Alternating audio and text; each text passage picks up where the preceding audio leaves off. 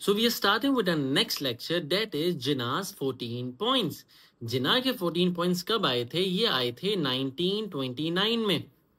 ये क्यों आए थे? ये कॉन्स्टिट्यूशन ड्राफ्ट करने के लिए आए थे, क्योंकि 1927 में साइमन कमीशन आई, जो एक ब्रिटिश का अटेम्प्ट था to make a new constitution. 1928 में Motilal, Jawaharlal Nehru all party conference जो कांग्रेस ने बुलाई थी, वहां से उन्होंने नेहरू रिपोर्ट निकाली. ये कब निकाली थी? 1928. अब 1929 में जिना ने अपने 14 पॉइंट्स निकाले. हमारा जो 7 मार्क है ओ लेवल और IGCSE में सवाल आता है, वो ये आता है कि जिना ने 14 पॉइंट्स क्यों निकाले.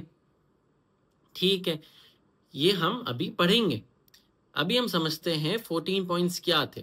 नेहरू रिपोर्ट जो थी वो मुसलमानों को बिल्कुल अनएक्सेप्टेबल थी. नेहरू रिपोर्ट बिल्कुल ही हिंदू सेंट्रिक या कांग्रेस सेंट्रिक थी, जिसमें मुसलमानों की कभी किसी हक की बात ही नहीं करी गई. जिन्हों ने कहा था सिंध को बॉम्बे से अलग करो, वो इन्होंने नहीं करा. वो इन्होंने कंडीशन रख दी थी कि सिंध बॉम्बे से तभी अलग होगा अगर सिंध अपने खर्चे खुद उठा सकता है तो. दूसरा उन्होंने कहा था 1/3 सीट्स दो, पंजाब और बंगाल में हमारी रिप्रेजेंटेशन हो अकॉर्डिंग टू आवर पॉपुलेशन. कुछ भी नहीं हुआ. तो जो नेहरू रिपोर्ट थी वो एक फेलियर था, उसको मुसलमानों ने बिल्कुल भी सही नहीं माना. आगे, और साइमन कमीशन को भी रिजेक्ट कर दिया था मुस्लिम्स ने. तो मुस्लिम्स अगर इन दोनों बातों को रिजेक्ट कर रहे हैं तो मुसलमानों को कुछ अपने डिमांड्स रखनी भी तो चाहिए. कि आप बोलो, अगर आपसे पूछा गया कि भाई ये कलर अच्छा है कि नहीं, रेड कलर अच्छा है कि नहीं, तो आप बोलोगे नहीं भाई रेड अच्छा नहीं है, मुझे ब्लू अच्छा लगता है. तो आप अपनी कुछ पॉइंट रखोगे तो सामने वाला समझेगा कि आप चाहते क्या हो. तो आपको अपने पॉइंट, अपनी डिमांड कुछ रखनी पड़ेगी. ठीक है, Jinnah took up this task and presented 14 points. इस 14 पॉइंट्स में जिना ने मुस्लिम्स की क्यूमुलेटिवली सारी डिमांड्स रख दी. और इसमें मोस्टली डिमांड्स वही हैं जो हम पहले भी पढ़ चुके हैं, कि जिना को प्रोविंशियल ऑटोनॉमी चाहिए. जिना को क्या चाहिए थी? Provincial autonomy. ये क्या होता है सर? ये होती है कि प्रोविंस के पास ही सारी पावर्स हो, फेडरल के पास पावर्स ना हो. जो प्रोविंशियल गवर्नमेंट है वो डिसाइड करे कहाँ कौन सा बजट लगना है उसके प्रोविंस में, क्या एजुकेशन होगी, किस लैंग्वेज में एजुकेशन होगी, इंफ्रास्ट्रक्चर डेवलपमेंट, ये सब बातें प्रोविंशियल ऑटोनॉमी में आती है, जब प्रोविंशियल गवर्नमेंट ही सब चीजें चूज करेगी. ठीक है, ये सबसे पहली दफा था कि Muslims of India came up with this constitutional recommendations. For a long time it was believed that Muslims are not capable enough to take part in constitution development or legislative assembly, और basically political matters में Muslims को तो कुछ पता ही नहीं है. इसी वजह से जिना को ये दिखाना था कि हम कुछ कर सकते हैं, हमारे भी कुछ राइट्स हैं, हम माइनॉरिटी तो हैं पर हम उसमें भी अच्छी खासी माइनॉरिटी में हम आते हैं, तो आपको हमें भी ज्यादा तवज्जो देनी पड़ेगी. ठीक है, जिना के 14 पॉइंट्स को अगर हम सम अप करें तो यही है कि प्रोविंशियल ऑटोनॉमी मिलनी चाहिए, हमारी 1/3 सीट्स हो in the central legislature, Muslim representation shall not be less than 1/3. क्या समझे? सेंट्रल लेजिस्लेचर जो लॉ मेकिंग बॉडी है उसमें मुसलमानों की 1/3 रिप्रेजेंटेशन होनी चाहिए. सही है.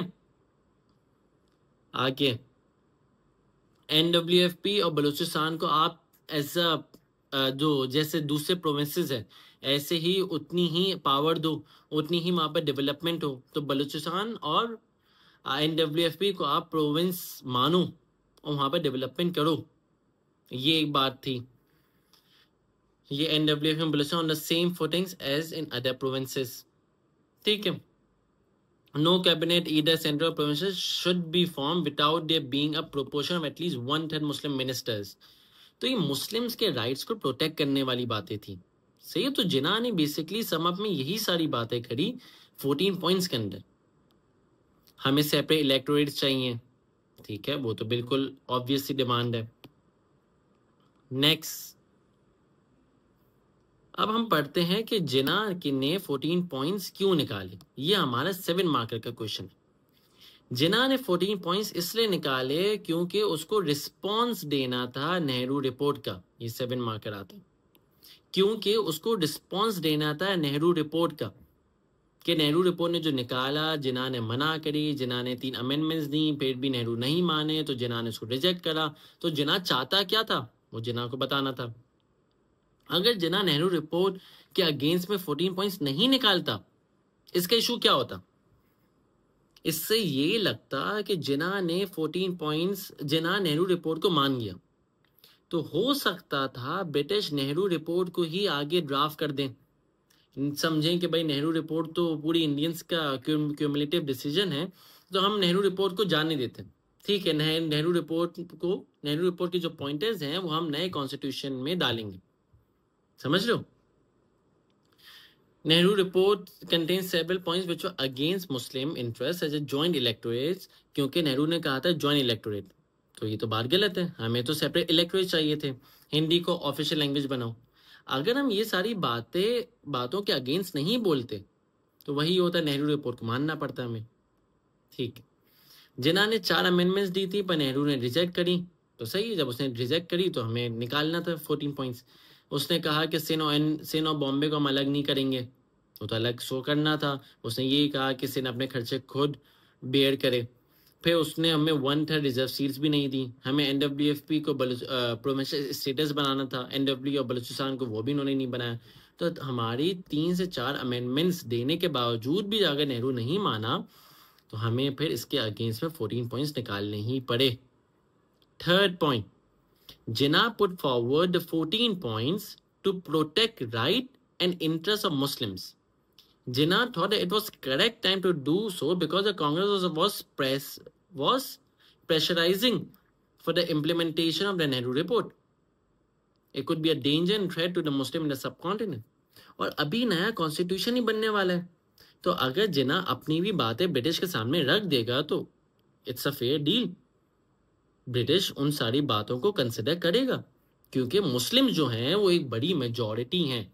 माइनॉरिटी तो है ही, पर उसमें भी वो ऐसा नहीं कि 2-3% है, दे इन द डबल डिजिट्स। तो आपको बातें माननी पड़ेंगी। अगर आप सब कॉन्टिनेंट में प्रॉस्पेरिटी देखना चाहते हो तो मुसलमानों का भी आपको ख्याल रखना है। ये था 7 मार्केट जिन्ना के 14 पॉइंट्स का। ये जिन्ना के सारे 14 पॉइंट्स हैं जो जिन्ना ने सारी बातें कही। ठीक है, ये हमारा टॉपिक है 14 पॉइंट्स ऑफ जिन्ना।